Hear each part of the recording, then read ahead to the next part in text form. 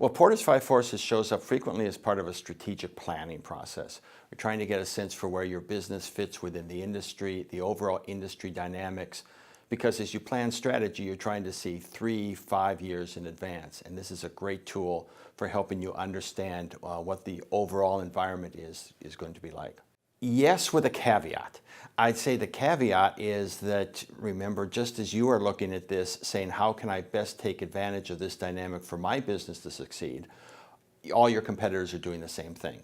And some competitor could come along and say, I want to really change this industry by changing the alternatives available, by changing the buyer power or so on.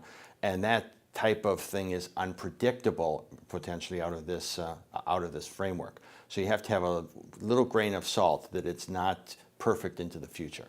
No. It really only makes sense when you're thinking about a complete industry.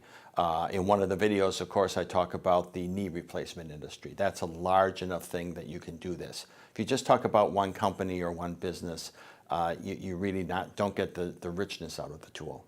Well, that it does only apply to the industry, and I think it is relatively easy to do a quick back-of-the-envelope estimate of what the industry looked like and not really challenge yourself to find data on each of those elements. And so you can be kind of anecdotal and get through it relatively quickly and put it in the back of a capstone, or you can go and gather data and be pretty systematic about it. And if you do that, I think you'll get a lot more richness out of the tool. The fact that it brings in the dynamics that are affecting your business from an entire industry perspective. You think about what the alternatives are, how the users view you, how the suppliers view this industry.